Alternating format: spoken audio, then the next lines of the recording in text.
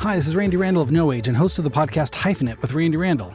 I want to welcome our newest sponsor of the show, DistroKid. DistroKid helps musicians get their music on all the major streaming platforms, and artists keep 100% of their royalties. Hyphenate listeners get 30% off at distrokid.com/VIP/hyphenate. Again, that's distrokid.com/VIP/HYPHENATE. Go get your music streaming everywhere now.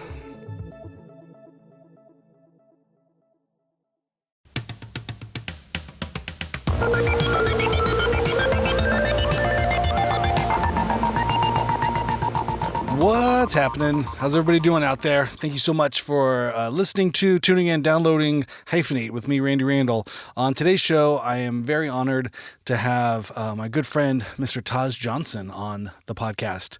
He is somebody who you might not know right off by name, but he has got such an awesome story and just really one of those cool kind of creative lives that has taken many shapes and has worn many hats over his different careers. And you know, some of the people that you get to know living in Los Angeles, and you're just kind of blown away, like, wait.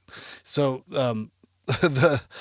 we get into a little bit in the interview, but he was an actor at a young age, like many people here in Los Angeles are. But he was on the show Parker Lewis Can't Lose as Frank, the principal's sidekick, or punch munchkin, however you want to call it, at a very early age in his life. And I remember, getting to be friends with him. He's good friends with my wife, and kind of part of my wife's friend group early on when she first moved to LA. And I remember when we met, I was like, this guy's so charming and so funny. What the fuck? And then it was like, oh wait, Parker Lewis Can't Lose. What the fuck? So he's hilarious and really, really great guy. And when I was thinking about, different people, as hyphenates and people have done many different things, I was like, oh, dude, Taj totally fits that role. And just what a cool, crazy backstory. His dad was Etta James band leader. I mean, you'll get into it. I'll let him tell the story. But anyway, he's super interesting, charming, funny motherfucker. So I want to say thank you, Taj, for coming on the show, making the time to do it. Really, really happy to you were here, able to be here. Oh my gosh, I'm stumbling. It's Monday. I'm tired. Been a long week. It's not Monday. I don't even know what day it is now. It's Thursday. Yeah, that's right. It's Thursday, and I'm still tired. I'm even more tired than I was on Monday. Hope everybody's doing good, hanging in there. Summer is almost here. For those of you with young kids, school year's almost over. I hope everybody has a chance to, or has had a chance to book summer camps or made some kind of arrangements, daycare arrangements. If you want to tell me what your secret is to entertaining your kids for 2.5 months in the summer, please write me at hyphenatehalftime@gmail.com or find me on Instagram. It's at Randy S. Randall. And yeah, let me know, what are your plans for this summer? I mean, I have nothing. I don't know what I'm doing. Probably driving the kids around to a lot of different camps, maybe some shows, but that's about it. That's all I can think of. So hope everyone's doing well. Happy May 2024. Wow. May Day was yesterday. And, what a crazy world. All right. We'll throw it over to Taj. Again, thank you everybody for listening, and thank you, Taj, for being on.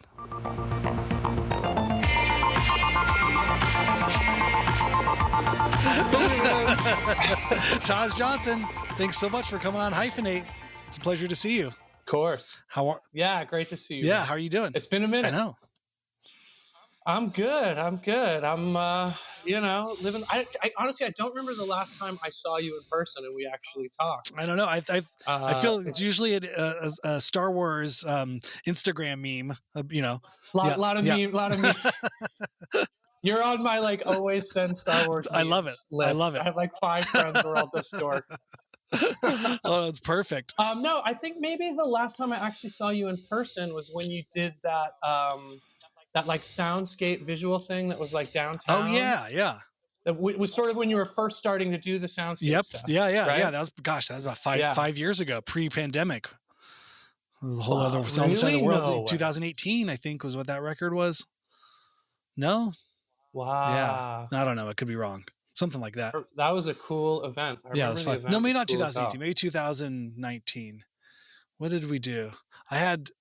Yeah, I don't know. I feel like the pandemic is really just, it made the whole thing, made the whole like all time just got squished together. Like it just kind of obliterated any sense of like 500 years ago. Suddenly everything that was yesterday then became like 15 years ago. And then stuff that was like right now, it's like, oh, then no, that was like 4 years ago. I don't know. That was like two days ago. I can't tell.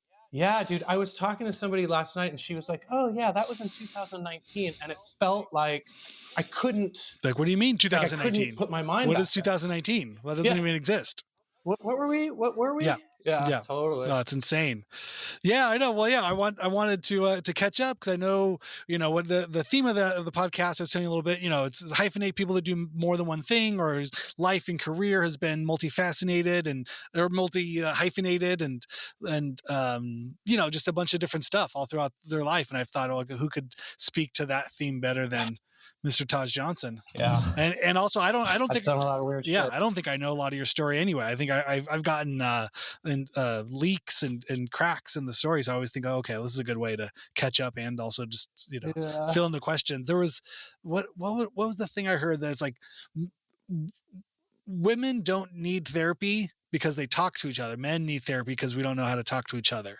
So I feel like the podcasting world, I think, if anything, has become a safe space for men to talk to each other and can get into bullshit. For sure. And I think also talking about pandemic, post-pandemic, pre-pandemic, like I think people in general are a lot more willing to listen. I'm kind of an emotional like waterfall sometimes, and I will tell everything that's going on in my head, every now and then. And I think pre-pandemic, people are a lot more. I've totally noticed this. People are a lot more like, okay, dudes. They're a lot more like, okay, man, cool, or like, you'll be cool, bro, or whatever. And post-pandemic, people are just a lot more willing to shut up and accept or have a real conversation. And for me, who I'm kind of like, I don't know, just like emotionally very churning, let's say.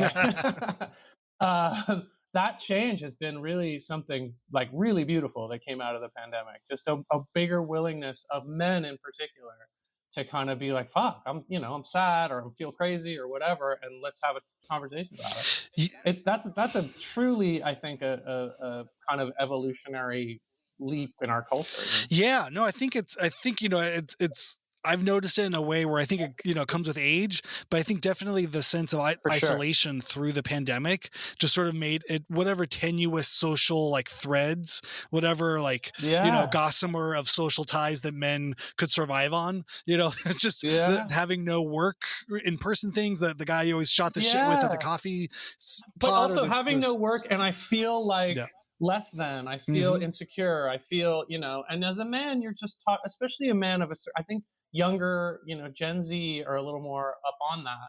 But for me and for us, when we're a little bit older, it's like, fuck up, man. Like, shut up. No one wants to hear your shit. Yeah. And sometimes just saying it, I don't even need your feedback, but just being able to say it without feeling weird or without feeling like manny about it, you know what I mean?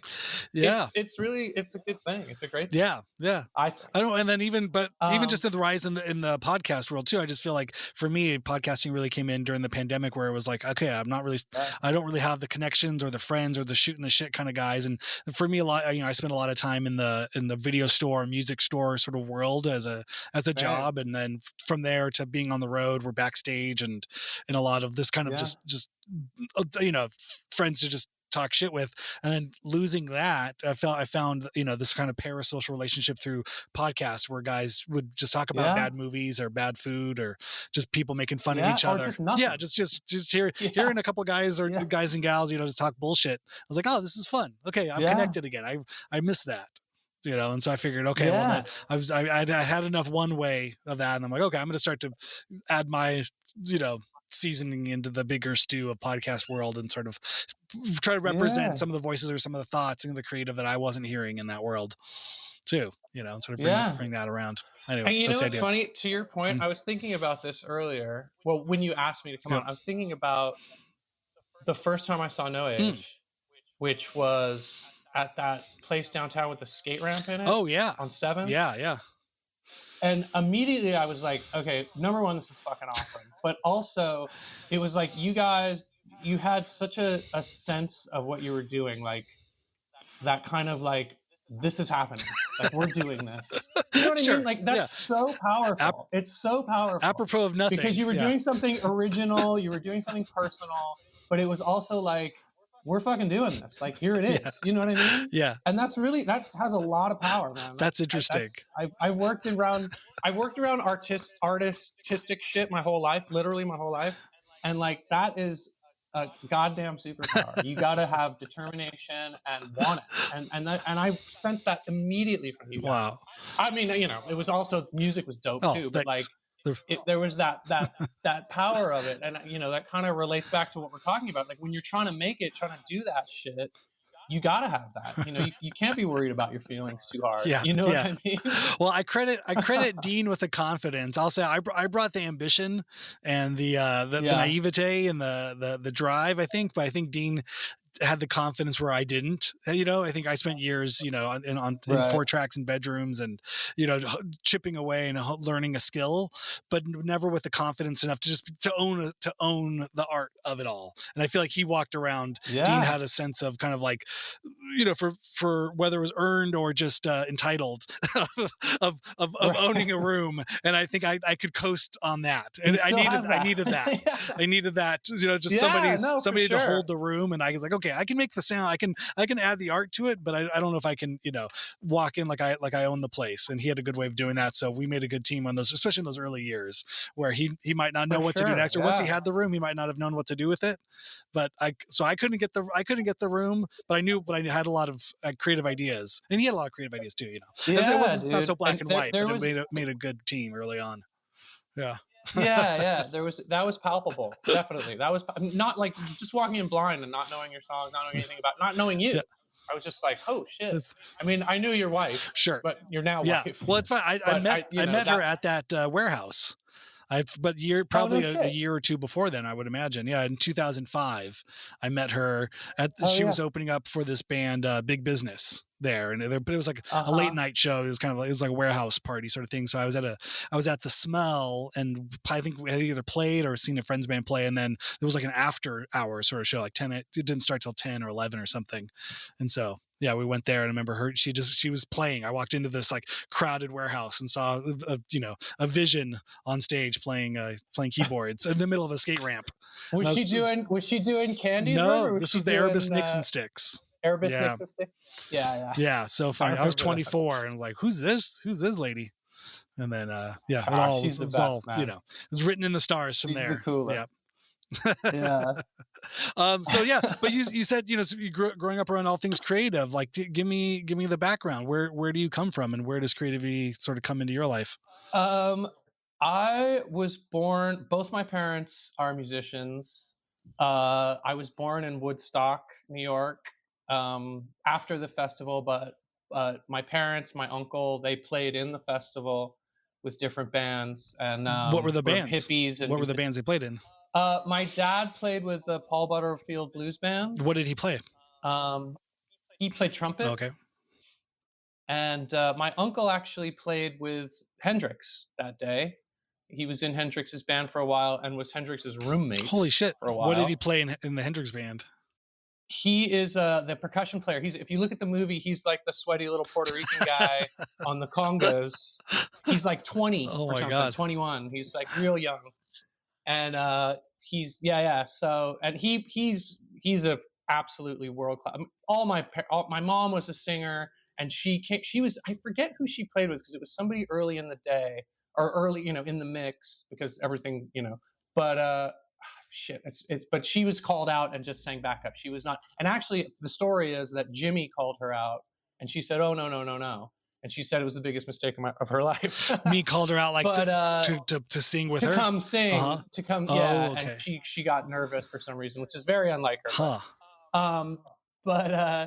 Yeah, so I grew up around that kind of, I guess, energy, you know, like we were pretty poor a lot of the time, but it was like artist poor.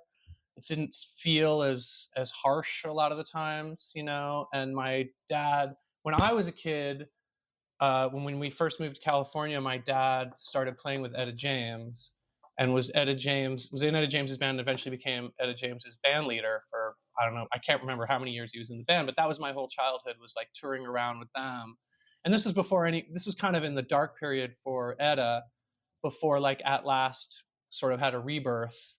And my whole childhood was like hanging out at like blues festivals and gay bars, which was like the main staple for Etta at that time. And it was a very eclectic kind of upbringing, but also very much kind of like, there was a kind of just a known thing that you could be in the arts, like you could do it, and the hustle. It wasn't like anyone was making tons of money. Well, but it was some like, people this were is not people in your circle. Some people were. Right. Not us. Gotcha. Yeah. yeah. But you were close to the people who were making money, but it wasn't. Yeah.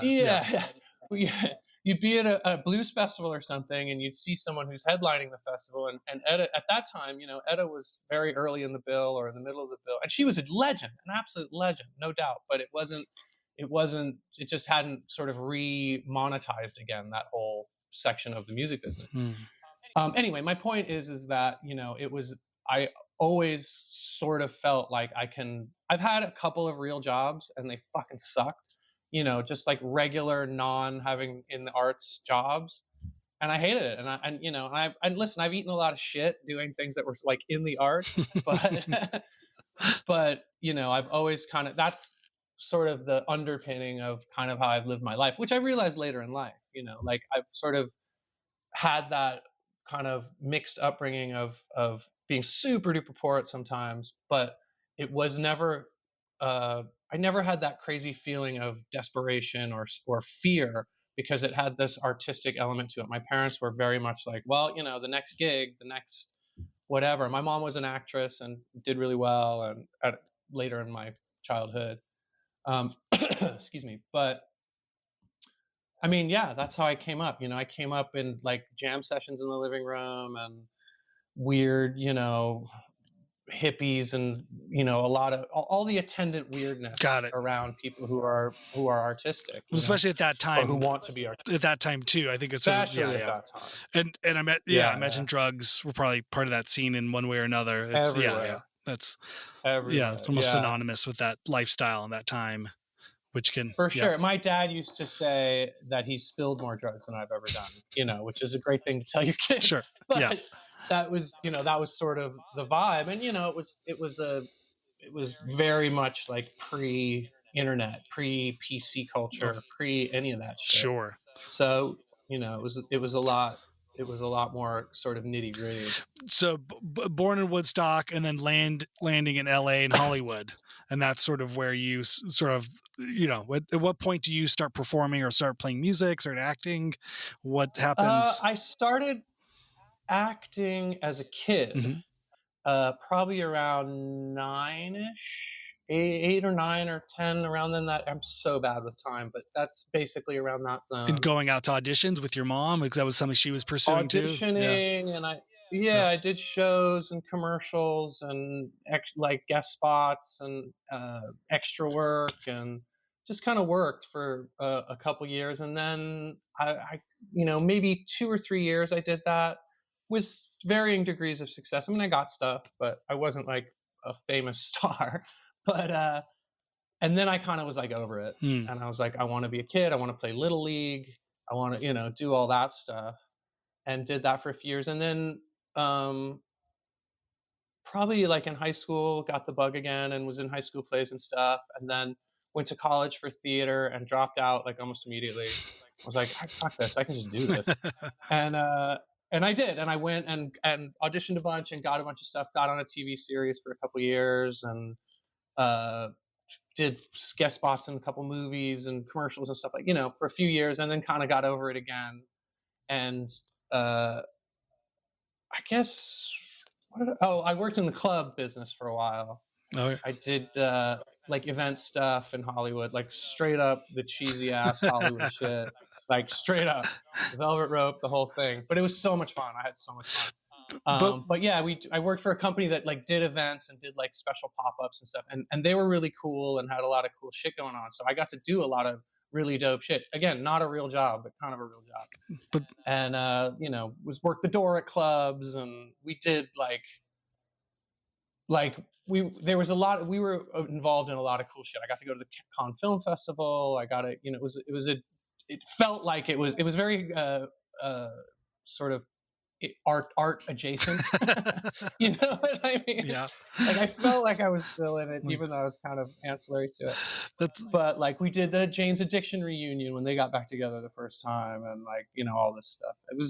That was a cool job. And then after that, I started working in production, like film production. So, but that club stuff was kind of like promotion. It was sort of the world that falls under, or like concert promotion, or is that or what? Promoter?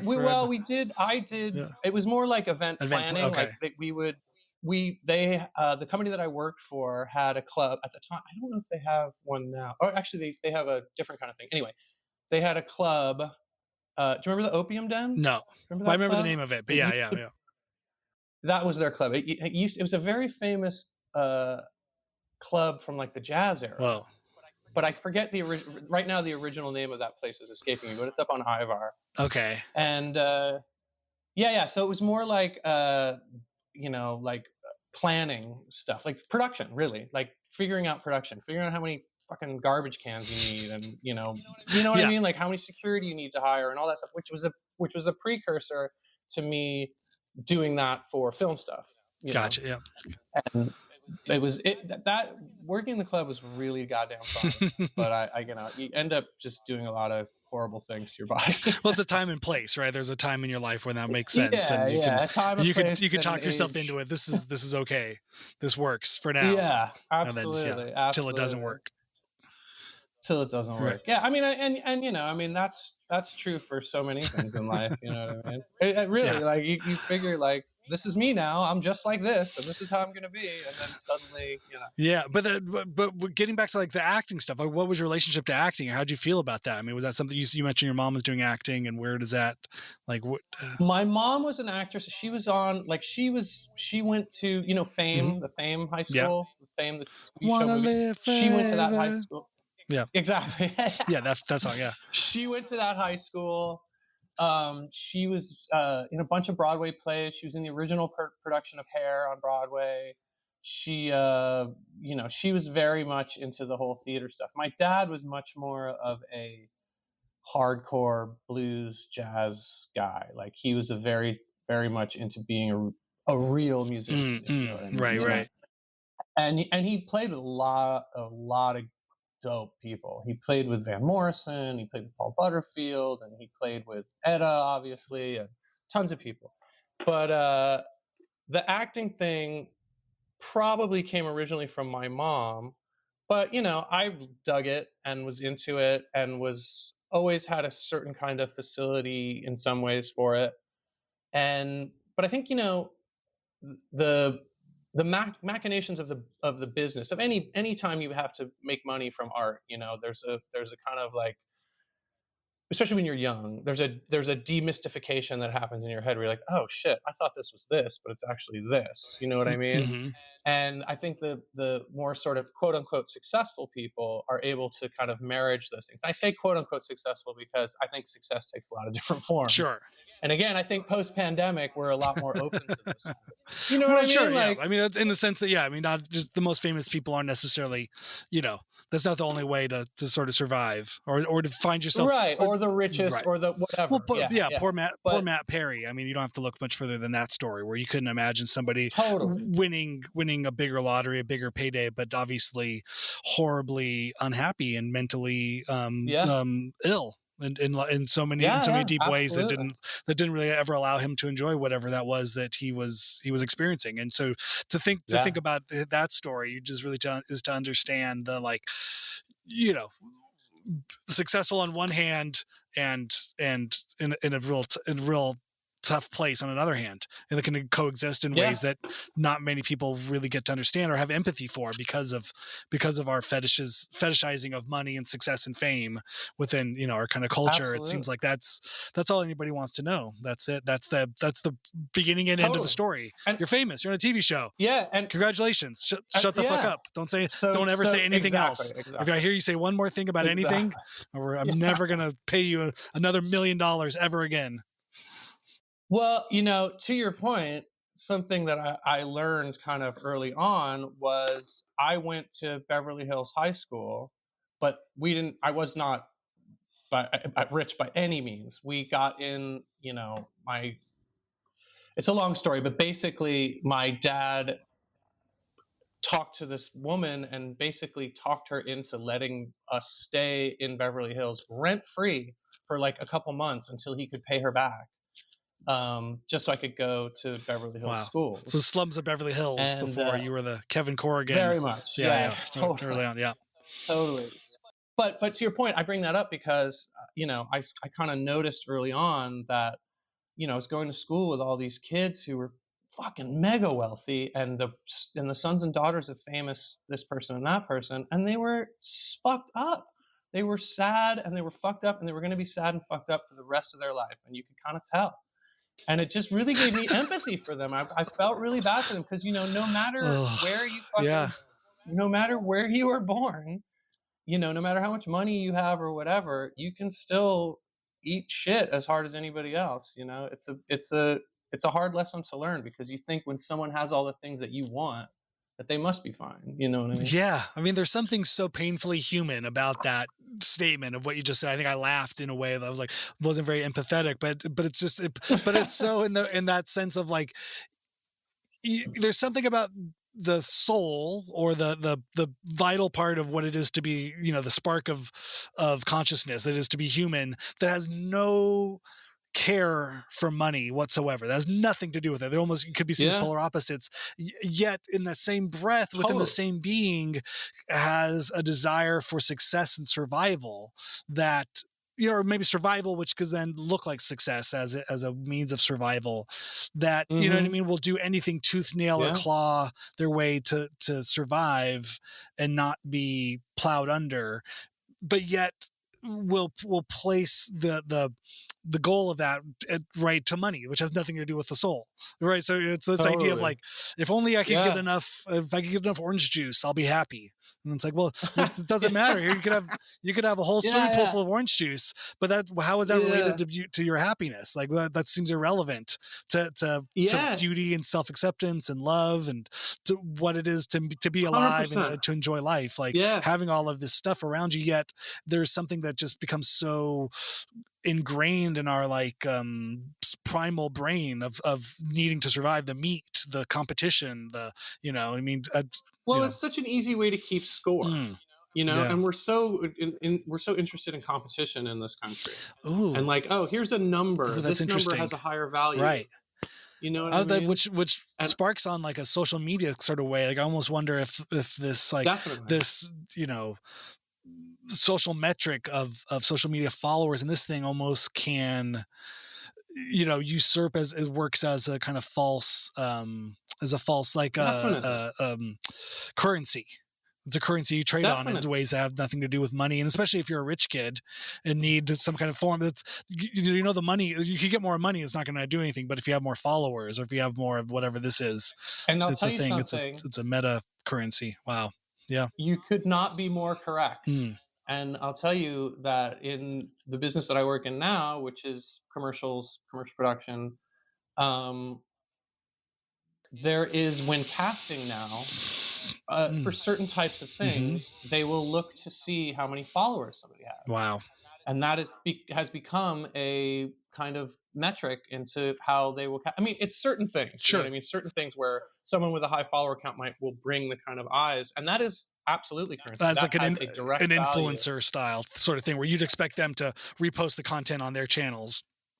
Absolutely. Right. It's free PR, and those eyeballs are priceless. Right. You know what I mean? Right. You probably get more people on those channels. But, you know, again, to the pre-post pandemic point, I think what you're saying is way more true than ever. I think a lot of people are still dealing with the trauma of the pandemic and the trauma of quarantine and all that stuff, and trying to really, I love it when I see like, oh, Gen Z is quitting all their fucking jobs because they don't want to eat shit all the time for nothing. And it's like, yeah, man, yeah. I the jobs that I've quit or been fired from are some of the best ones that, I had, because they suck so hard, but it kind of brought me closer to who the fuck I am. You know what I mean? Yeah. Yeah. Well, I think it definitely pulled back that veil, the kind of the Wizard of Oz metaphor of like, like, you mean I don't have to sit in traffic for 2 hours a day to get to this office? Like, the job isn't in the office. The job can be done anywhere from home. You know what I mean? Yeah. That's somehow financially more rewarding to the company at large as well, and just work from 100%. Home. Like, it's part of the whole part of the job was a commute. That was what it's, it's almost like when we were touring, it's like, I always felt like there was the travel. There was the 8-hour drive is what you're paying me for. The 45 minutes to hour and a half I was on stage, I would do that for free. Yeah. But you got to pay me to drive 8 hours to get to your town. You know what I mean? 100%, but I'd get on stage any night of the week. Like, when I'm home, I'll play for free any night because I don't have to drive for 8 hours. Right. But even though I'm the kind of sadist, I actually do love an 8-hour drive through the desert. That does become fun for me. Honestly, I do too. So, but yeah, and also, I think too, it's the kind of the dehumanization of that is important to capitalism, important to sort of the traditional American idea of success and capitalistic success, is to sort of dehumanize you, to put you in a place where that's sort of all you can expect. Your value is tied to your job. Your value is tied to your paycheck. Your value is tied to how much time we can keep you here at the lowest cost. And I think Gen Z is just saying, well, no, like, that's horrible. And I don't want to do that. And I think that idea, which a lot of older people, I think, sort of, oh, these little whiny, blah, blah, blah, blah. I had to do this, and I had to, I had to walk through the snow, and that old shit. But the truth is like, it's just such a much more honest way of, it's a more European way of living, and a more honest way of existing in culture, and a culture that's getting older and starting to come to terms with itself. You know what I mean? Like, you don't, I always say, like, I work to live. I do not live to work. Right. You know what I mean? I do not, my whole life has been to have the freedom to say, no, I don't want to go there. I don't want to do that. And it's, it's a balancing act to know what you want and to know what you are, because a lot of times it's hard to be. You compare yourself to other people, you compare yourself to other artists, you compare yourself to, why is this person successful and they suck, and why is this person not successful and they're awesome? Illuminati. And none of that Illuminati's. I got the answer right here. I mean, you can, there's a million reasons for that, but at the end of the day, it's like, you got to kind of like put yourself in the position that works for you. And that does not have one shape. It's so interesting too. I think one thing I flashed on as you were talking is, we were speaking earlier about, my kind of the rise of podcasts and stuff. And I've always been a big Disney fan, for better or worse. I think, I'm pretty open about the whole thing about how it works. But I listen to one podcast it's run by the first step is to admit you have a problem. I have a problem. Yeah, the Disney problem. I'm a Disney adult. But the podcast I listen to is called Disney Dish, and Len Testa is the host, and he's a statistician, and he has a company that basically runs stats on wait times and capacity, and how do you move, I don't know, what is it, 100,000 people through, 2 miles in 8 hours? What happens whereas there, you have to account for, I don't know what, it might be more than 100,000. I don't know what their full capacity is. It might be 400,000. I don't know. But depending on what park you're in, but the idea of keeping people moving, and the queues are designed to hold people, because you need to put people somewhere. You can't have them all in one place. You have to, it's designed, it's people, crowd management is what Disney does. Right. But if I was thinking that as a metaphor for even just within jobs and traffic and the commute, it was all, in some larger sense of the world, that there's incentive, whether it's via government or business or commerce, or there's, 4 million people in Los Angeles. You got to put them somewhere. Like, we have these freeways. If you get everybody on the freeway for 2 hours a day, they're accounted for. They're not, you know, the idle hands, you know, idea. You know what I mean? They're not just home. Right. They're not drinking. They're not, you know what I mean? You can't drink in a car. So if you can tie up, you know, a quarter to, you know, of your population for hours at a time, and so then service them through radio or advertising or whatever, you know what I mean? You have a captive audience and whatever way, shape, or form that looks like. Speaking of which, this episode is brought to you by DistroKid to upload your own music right now. No, but you know what I mean? As advertising content, it's fascinating just to, you know, to sort of think about the larger sort of game we play with ourselves and sort of what it's accepted as, that sort of, you know, I don't know. I'm not smart enough, or I don't have any kind of but real I mean, research that's for life. that. That what you're, that's life, right? I mean, that figuring out that larger game that you play with yourself is what life is. Yeah. You know what I mean? That is how you figure out how to play it better or less violently or less self-destructively or whatever. Like that's the real game. I mean, money is great, and obviously we all need money in this world, and we all want to have enough so that we're not shitting our pants every 5 seconds. But you know, there is something else that is there that I really hope is becoming more a part of American culture, a deeper part of American culture. You know what I mean? Because if you look at it, I mean, everybody on Earth has the same 24 hours in the day, you know, and it's like, and what do you spend? How much of that time is spent doing what activity, and how does that work? You know what I mean? And how much of that time are you giving away? Right. Yeah. Or what are you trading for? The value of that. Yeah. What is your value at? What do you value your time at? And how do you increase the value of that time? So you know, to your point, you have to spend as little amount of time and make the most you can for as little amount of time, and still feel good about yourself, and not give away something that makes you human. Yeah. And it's also too, like, you know, part of doing artistic shit is fucking around. You have to have some fucking around time where you're making shit that sucks. Yeah. You're making bad stuff, or you're making stuff that's almost there and you can't quite figure out how to get it there. And our culture kind of teaches you without even thinking about it that that's wasting time. And then you get this, you know, imposter syndrome about, oh God, what am I doing? And, you know, a lot of that stuff kind of eats itself. And one of the things that I think is cool about the rise of sort of social media, you know, the kind of devaluation of music, right? There's so much music made nowadays. I read some statistic that there's like 100,000 songs released every day, you know, on Spotify or whatever. But by the same token, I think that is a kind of a beautiful leap forward in culture. You know, the more people that are able to do that, you know, it does devalue stuff to a certain extent, but it also brings, I think, the culture at large to a higher level, in the sense that when more people are actually thinking in a musical way, or thinking that they can be artistic, I think the aggregate of that is better as we move forward. You know, as the collective mind sort of looks at itself, like that thing actually becomes a more important part and a more integral part of everyone's daily life.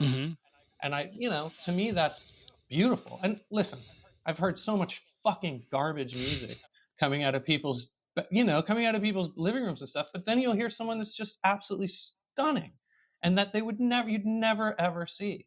And there is something really, really good about that. Yeah. I don't, you know, it remains to be seen how we'll deal with it as a culture, but I think there's something great about it. Yeah, I think it's a good point. I think if anything, you know, if you're making music, you have to think about music. You have to think as a musician, you know what I mean? And you can, and then therefore you listen to music as a musician, you know what I mean? You're listening to it in a way, you know, and I think, and you're consuming music in a different way if you're making it.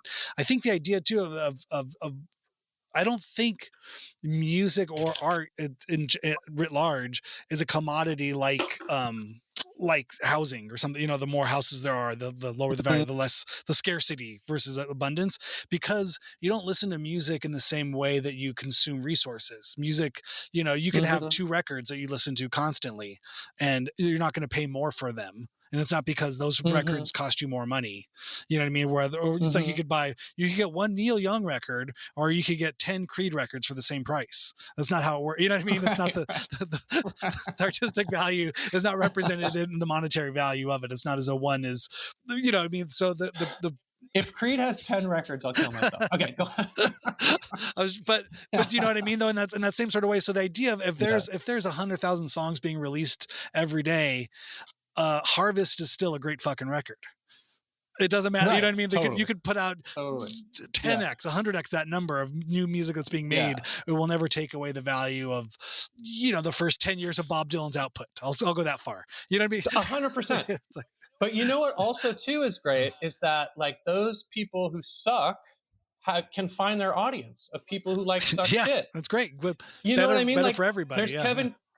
Yeah, you know about the long tail? No. Kevin Kelly's long tail, which, dude, No Age is like a real fucking pioneer of this shit, which is Kevin Kelly was the guy that started Wired magazine, and he said, like, he was sort of talking about it in the future, but he was saying this a few years ago, but just about the internet is that, now, because of what we're talking about, you can find, he was saying you need 1,000 Oh, yes. Okay, I've heard this. Everything you do. I didn't know it was attributed to. Yeah, sure. Theory, 1,000 fan theory. Yeah. 1,000 fans, right? So if you have 1,000 people are down for everything you do, you can. And I think with the age of the internet, we see that more and more and more because you see people who are legitimately terrible, but they're charming or they're funny or they're ironically funny or whatever, and they go on tour. You know what I mean? And I think, and I say No Age was a pioneer of that because you guys kind of found your zone, and you guys are stars in that zone. And it's this dope zone, but it's small. You know what I mean? Yeah, but it's our small own little weird corner of the world. It's small, but it's the right size to live and to be artistically satisfied. And you guys are able to do dope shit, and like, you know what I mean? Like that was sort of early internet. But like, I'm so grateful for anybody who gives it two shits about whatever it is that I do. So anybody listening to this, thank you. And tell your friends and like and subscribe and all this stuff. Did you read? Speaking of Disney adults, by the way, did you read Behind the Ears? No. What is that one? You should peep that one. That's a great one. It's all about like behind the scenes stuff at Disneyland. Oh, okay. And there's some hilarious stories. That does sound good. Though my first job was at Disneyland. I was in the outdoor vending. I sold sodas and stuff. That was my first, at 17.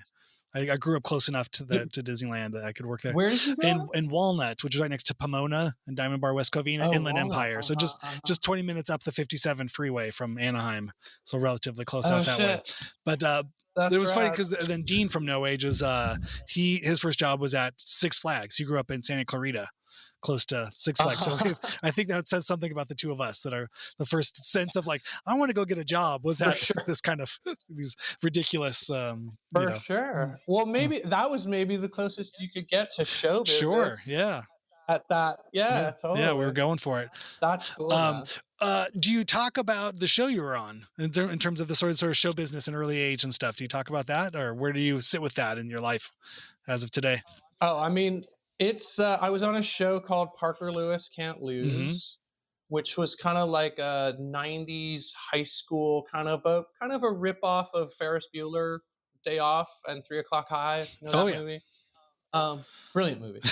I mean, I was a fan of the show. I mean, I know the show as well. I was the demographic. Oh, well, thank you.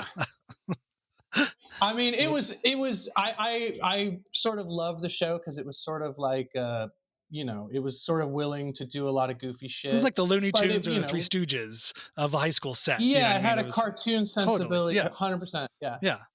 Had a cartoon sensibility, which was really cool. It was, it was one of the first shows in like the first couple years of Fox, which was interesting. And we never got good ratings. I can't even remember, but it was never very high. But it was also, Fox had much less at that time. Well, it was like The Simpsons, Married with Children, Herman's Head, maybe, and then Parker Lewis. Herman's I mean, there was a lot of that stuff. Those early few years of listening, probably in Living Color around the same time.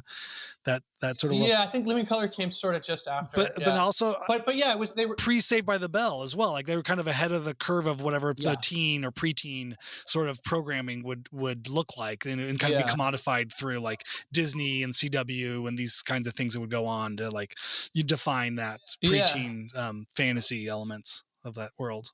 For sure. It definitely had a kind of a cartoony sensibility with just a touch of sort of adultish vibe.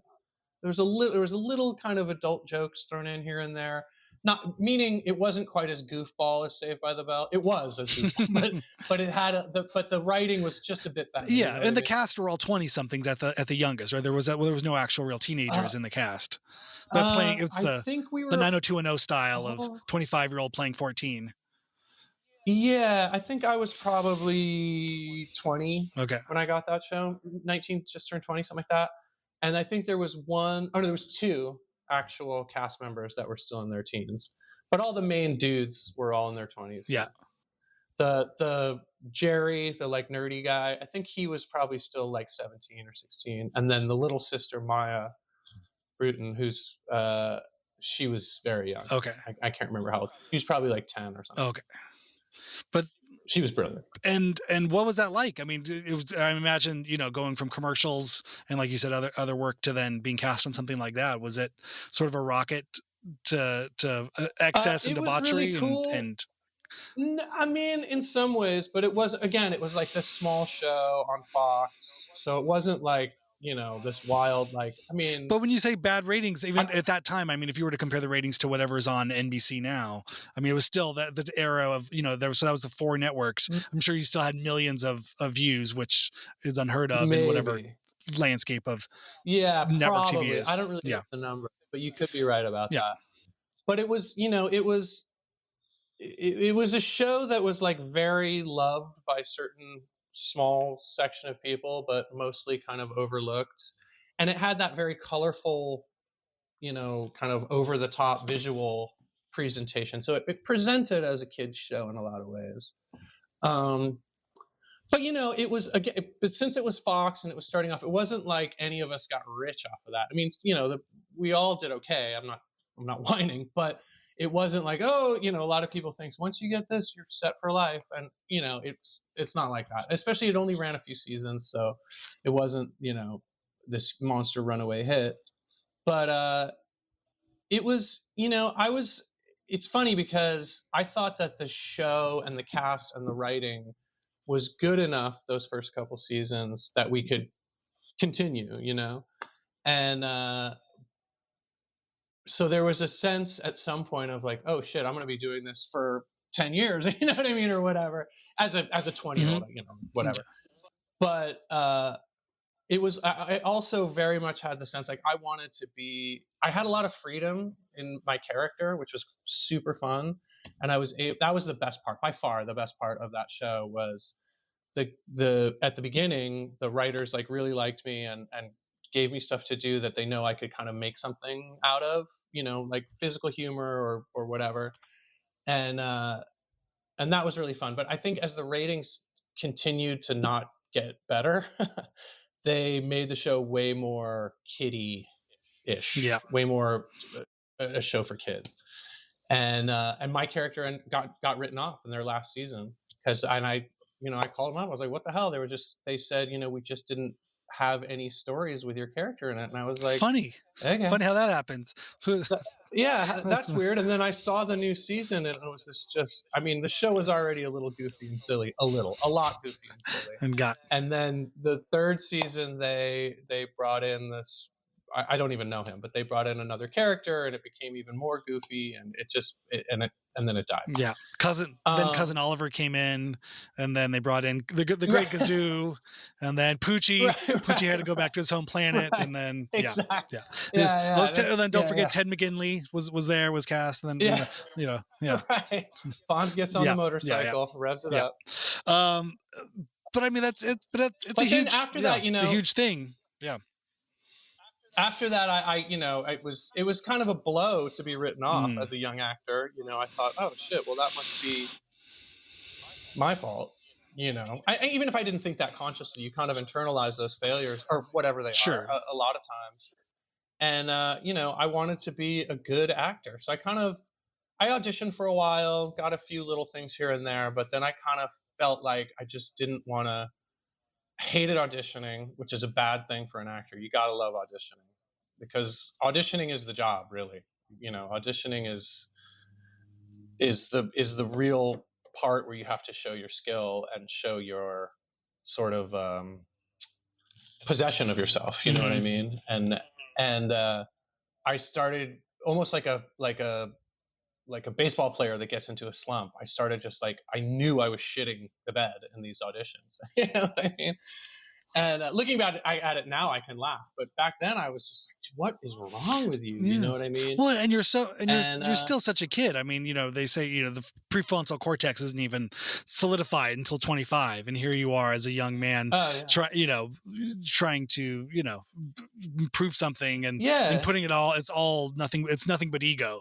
It's all just a straight shot of ego every day for the good I just and bad. wanted to be good. Yeah, when it's great, it's great, and when it's bad, it'll kill you. It's all ego all the time. It has no real sense of satiating. It's what I mean. If it's good, you want more. 100%. If it's bad, you can't crawl into a big enough hole for it. There's no sense or logic 100%. At that age. Yeah. And my whole motivation was not to be famous or to make money. It was to be good. Right. And when I felt like I wasn't being good, it was bad. Then that's got to be tough too, because I imagine that the world you grew up in too kind of was valuing the artistry and the bohemian sort of lifestyle of sort of like the art of it all. And here, you're making something of yourself, and questioning the artistic integrity. It almost would have been worse if you would have been, on something, at the level of a Macaulay Culkin or something like that, because it's just the quality could only go down as the money went up, and you would never have felt the satisfaction. So you had just enough of a taste of high praise for low value, and I'm sure you turned it into the best scenario you could. But imagine the curse that would have been to found more success at that early age. Yeah.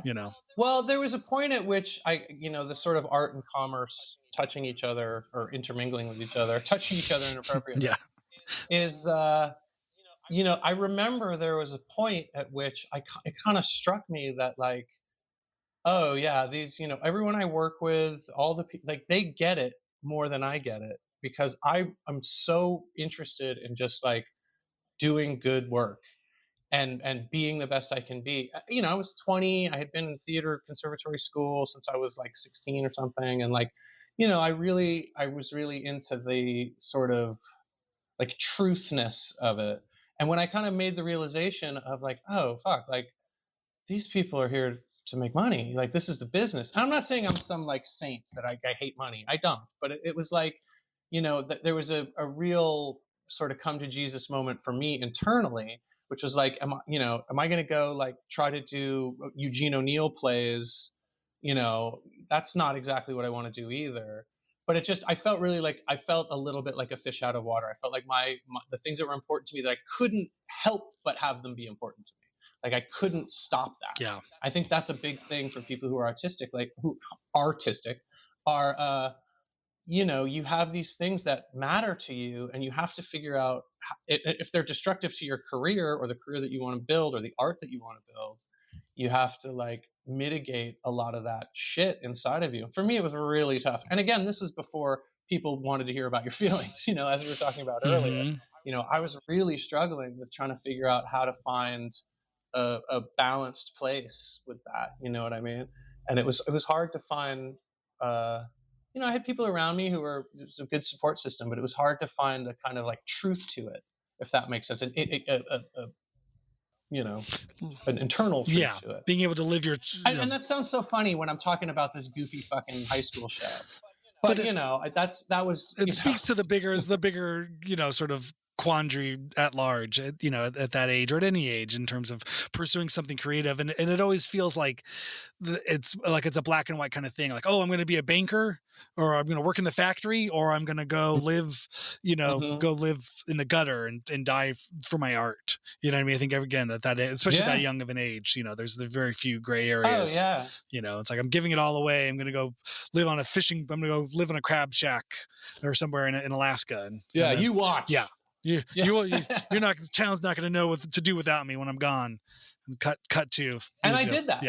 Yeah, I did that. I disappeared. I went and lived abroad. I did a bunch of shit. I lived in Japan for a while. I lived in Puerto Rico for a while. I couch surfed for a long time. I did a lot of weird shit just to sort of, I guess, sort of reshape and rediscover what I was about. And I'm still doing it. You know what I mean? People, I still do that. I think if there's a value to that, there's a value to having hopefully healthy kind of self-regard in the sense of, and I didn't for a long time, I was fucking just drinking my ass off every day and just being a shithead.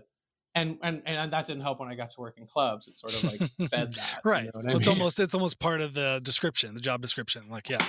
Can you function on 2 hours of sleep and more alcohol and other substances? Like, yes, good. Then then you were made for this job. And there's a kind of, because of my upbringing too, permissiveness.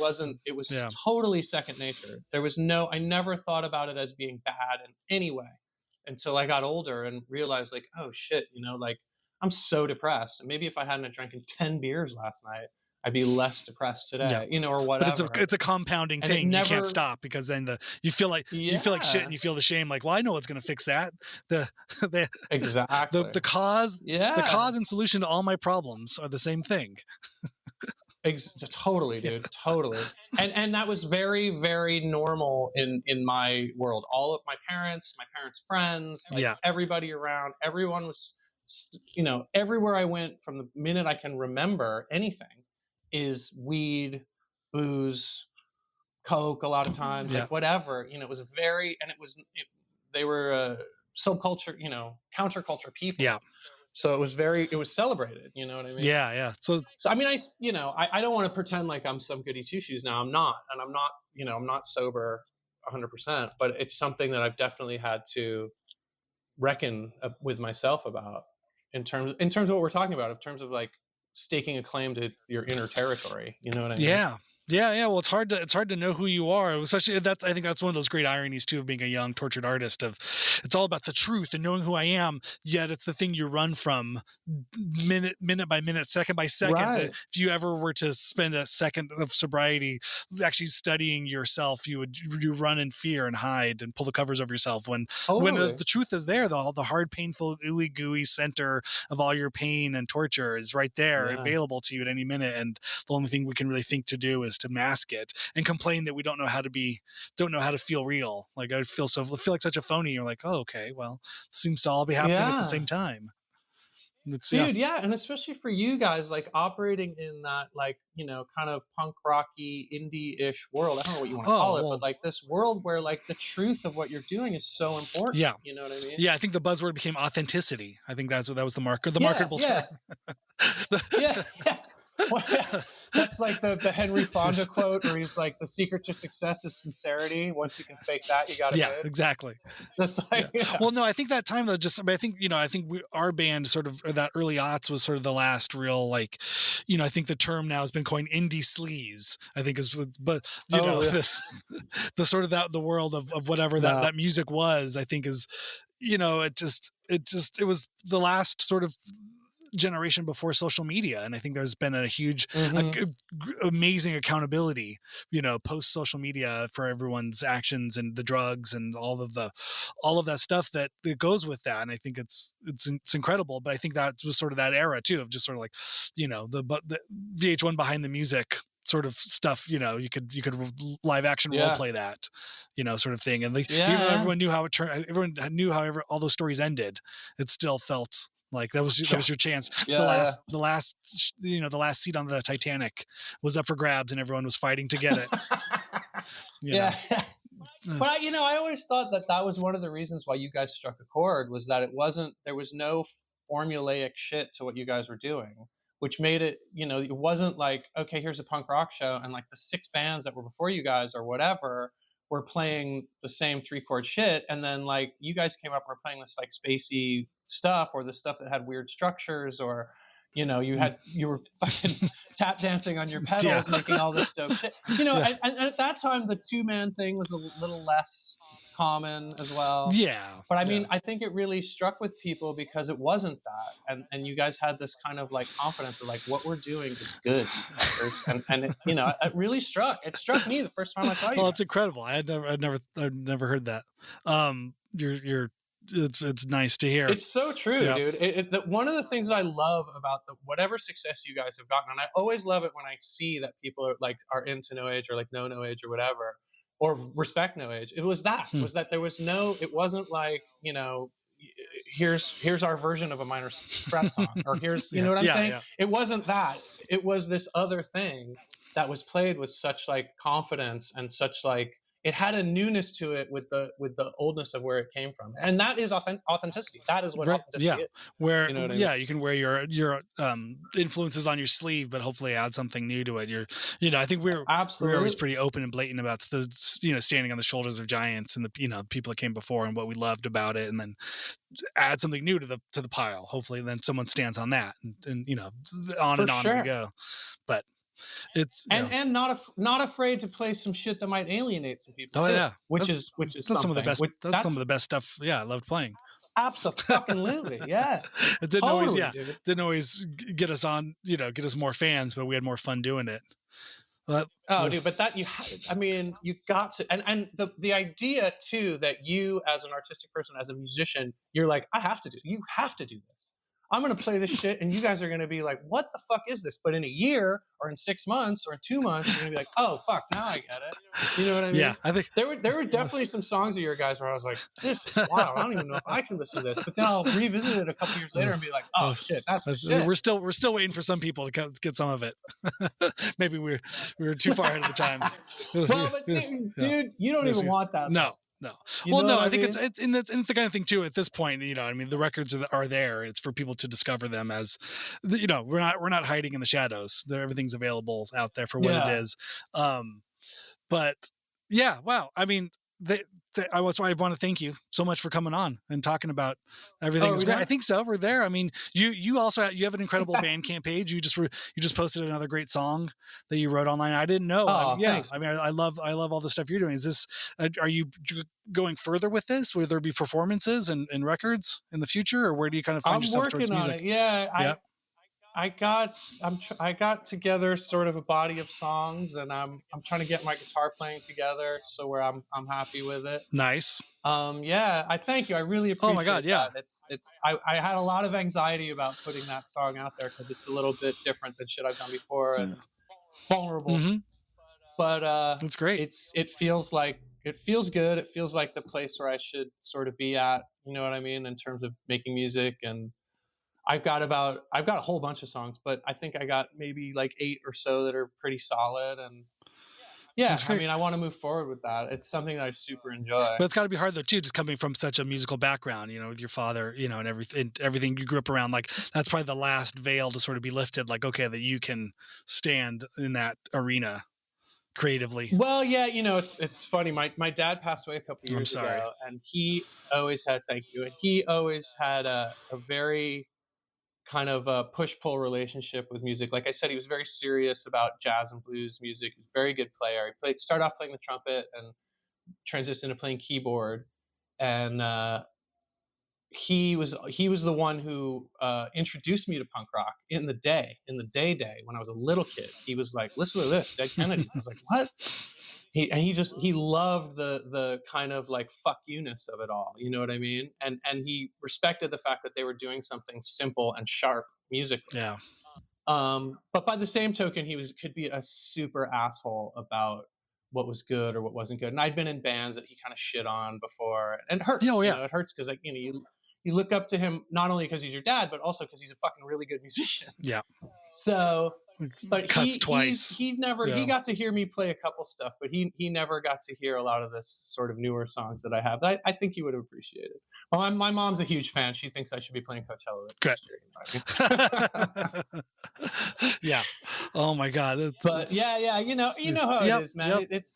It's scary to put your art out. It's scary to be vulnerable about it and to be real about it. Everyone wants to kind of like give you some shit about something they don't understand, and I think it takes people who have made stuff and put stuff out to be like, to understand just kind of the bravery and bravery is a big word, but the kind of confidence or stillness maybe is a better word. Mm-hmm. The fact that like, I'm good with this and whatever happens with it happens, because I think a lot of times for me, it's been a barrier a lot of times just thinking, because, you always have those like maybe 2 or 3 or 4 people in your head who are like, if this person likes it, then it's good. Right. I mean, I'm playing for this person, whoever that person is. Might be your dad, might be your friend, might be whoever. Like when I'm playing this, if I can't suck right now because person X will know that part sucks. You know what I mean? And I think too, it's probably, I would assume it's probably similar with you and Dean. I found that dynamic in a lot of bands, like Lennon and McCartney. It's like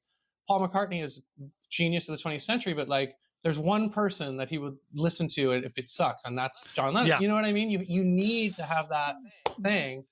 And so yeah, for a lot of years that kind of pulled me back from letting shit go, because I just had this, it's not good enough for my dad, or it's not good enough for this person, or it's not good, you know. And that's real bullshit. It is a bullshit thing. It's good to have a benchmark, but if you set that benchmark too high, you can really hurt yourself. Yeah. Well, there's two things I think that come to mind in regards to that, you know, what, somewhere along the line for me, you know, playing and performing music, I realized that the people I looked up to had bad shows and had, you know what I mean? Or weren't always that great. And that things would, and I think you go around enough stuff and you just realize like, a bad audience is a bad audience, but you don't know that till you've played in front of 100 audiences.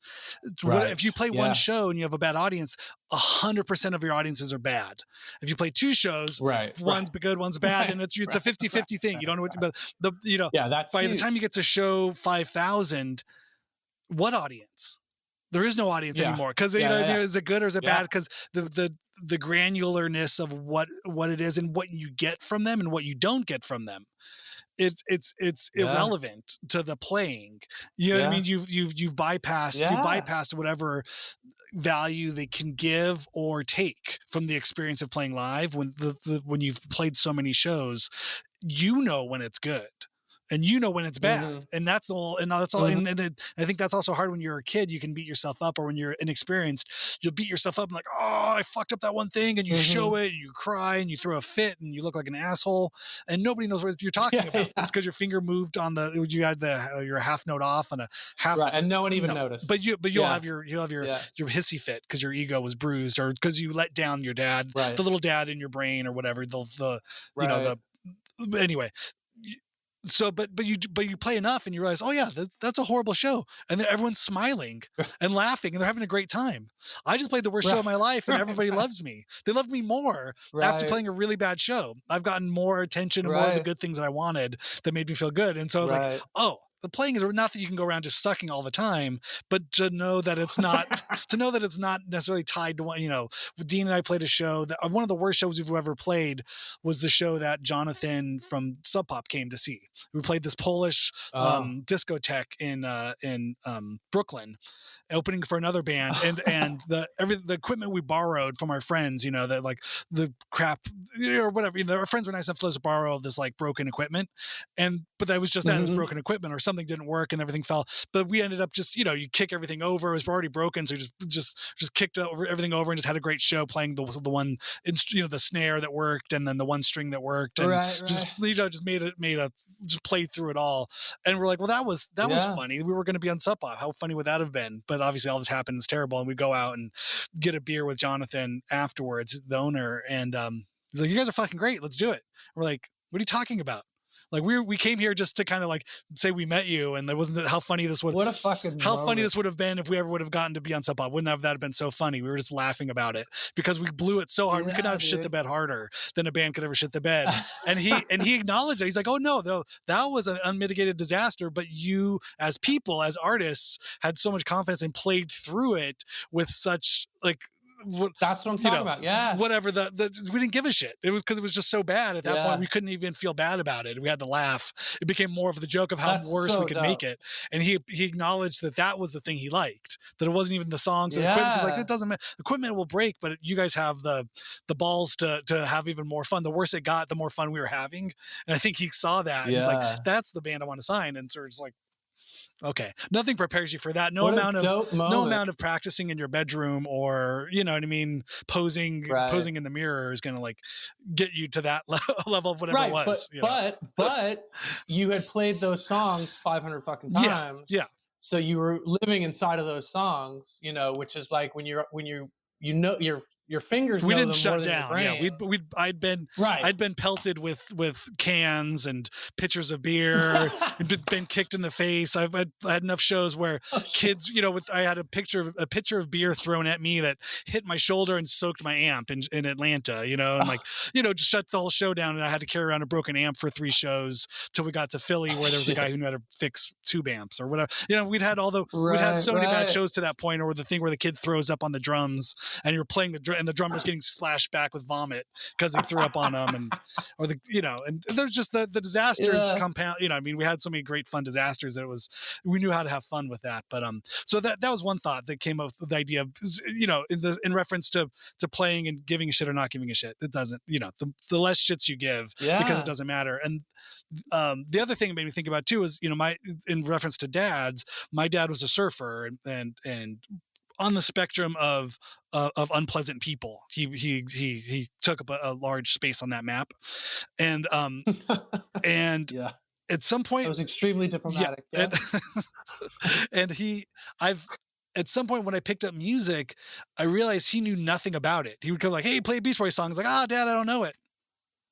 I don't know." You know, I was able to carve out a little space of something that he couldn't touch, good, bad, otherwise, you know what I mean? That it was my own, and this music that I enjoyed playing and I found value in it had nothing to do with him, and I was able to cut him out of that part of my life, because I think he made me feel bad about several other, almost everything else in my life.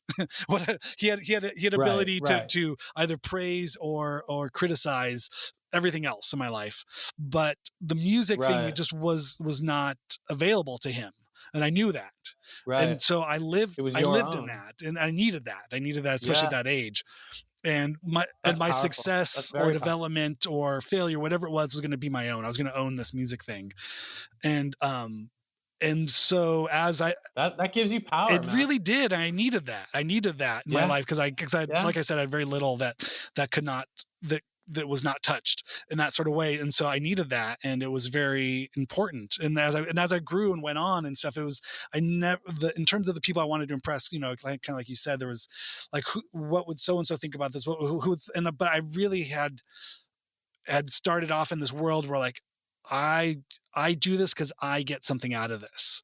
And it was almost like the audience again was like the afterthought. Like I was able to get so much out of the music because I didn't have it tied to a girlfriend or to a friend even, or a father figure or anybody, that I felt very lucky. I guess I didn't realize, beautiful. You know, I hadn't really thought about it in that way, but I think that gave me a certain amount of self-satisfaction that was important. You know, I was still very nervous and still not comfortable or confident. Still very nervous about playing out for people because, again, it was the kind of thing where like I didn't have a high opinion of myself, but I was the only person that liked this music. Do you know what I mean? So I kind of had that catch-22 that of like, oh, I like this, but I'm stupid, or I'm uneducated, or I'm not very. I didn't. You know what I mean? I had the low self-esteem of somebody, but I knew I liked this, and so the idea of playing it for other people, it was like, if you like this, you must be like dumb like me. Kind of feeling. So I didn't respect you because I don't respect myself, and so I had to eventually I had to work my way through that. That happened later in life when I was able to find some self-respect and that kind of stuff. But you know, but you were also able to turn that negativity into a kind of superpower. I think a lot of times, you know, anger is such an important thing. It's so fucking powerful, and it's pure. And a lot of times, I think people will tell you to suppress your anger.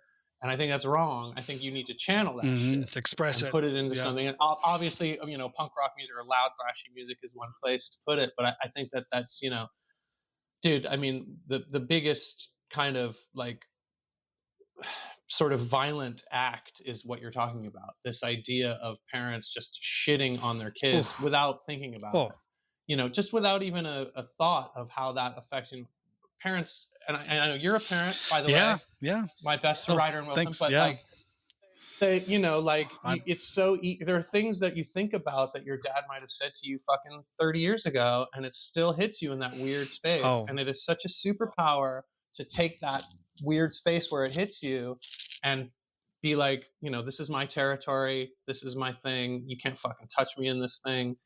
That's beautiful, man. That's that made my heart beat fast. That's really dope. But I think about it, but like you said, as a parent, I think about it every day. You know what I mean? I don't ever want to fuck up my kids and that way. But I think I've also come to understand that it's the relationship of child and parent.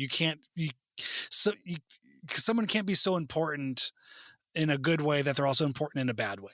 You know what I mean? And that's, and it's inevitable. If somebody has this big of an influence on you, it's always, and I try to be as conscious of that in my own way, yet in the same way, do the best with whatever skills I have to be a positive force in my child's life. But there's also, there's a lot of stuff you have to say not to do. Don't do that, and try to do it with love. But again, everything you try to do with love, and we try, there's so much, but it's a daily minute by minute relationship that happens where you're like, you're driving me crazy, kids, especially at a young age. But it's like, I never want to, say or do anything that's going to be, taken the wrong way. However, it can only be human. It can only be a parent. It's impossible. I can only I need you to pick your dirty clothes. You can only all you can do is pick your toys up, put your dirty clothes away. Why didn't you finish your food? Why did you hit your brother? Why didn't you listen to your mom? I mean, there's only X amount of things that can be said and done that I'm sure my list will be, that's the thing. Thrown back in your face when they hit high school? At some point, you know what I mean? I think it's just, it's inevitable. And that's and all that means is that you were there.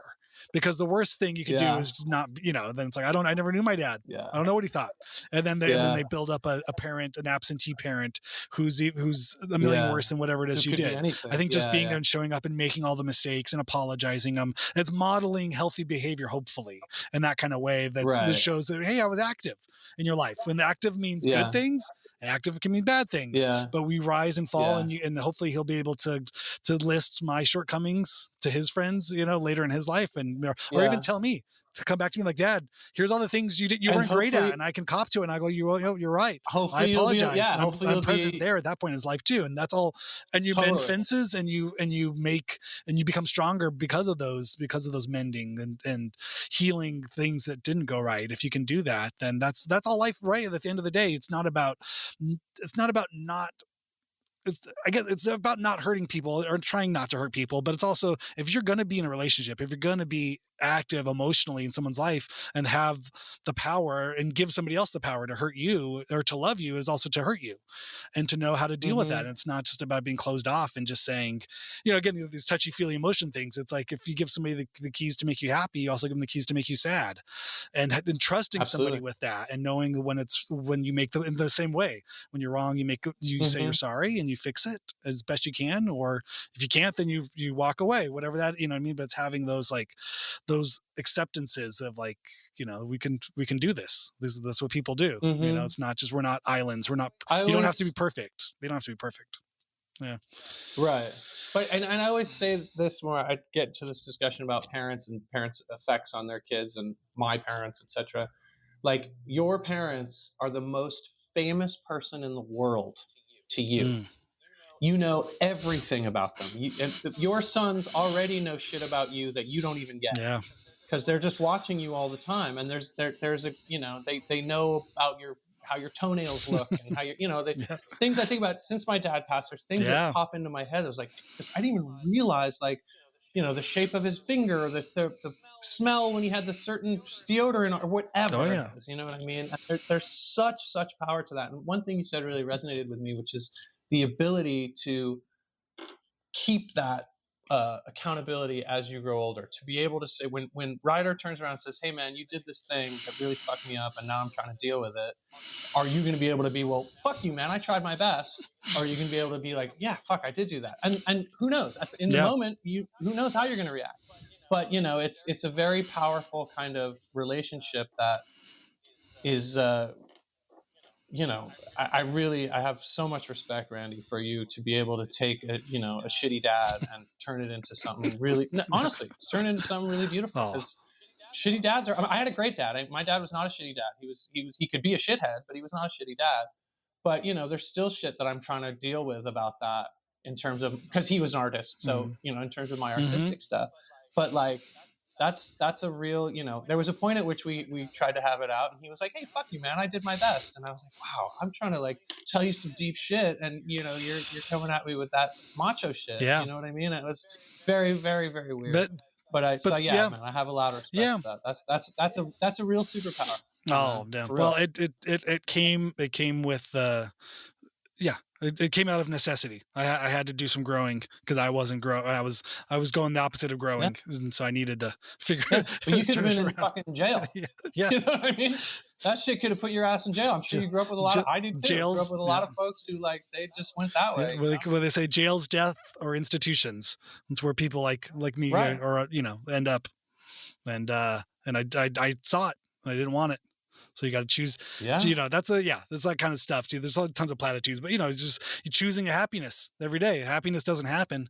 It's a decision. You know what I mean? You wake up, you say what you're grateful for, your gratitude. It's you get to, don't have to, all those things. You know what I mean? You can put those into effect and just be like, shit. I don't know. My head hits the pillow and I'm smiling. Like I didn't have that for a lot of years. Even just to get to the point of recognizing those things and addressing them is huge. Because some people are born with it. I grew up with people. I'm like, how do you have this kind of self-possession? You know what I mean? It's like, what the hell?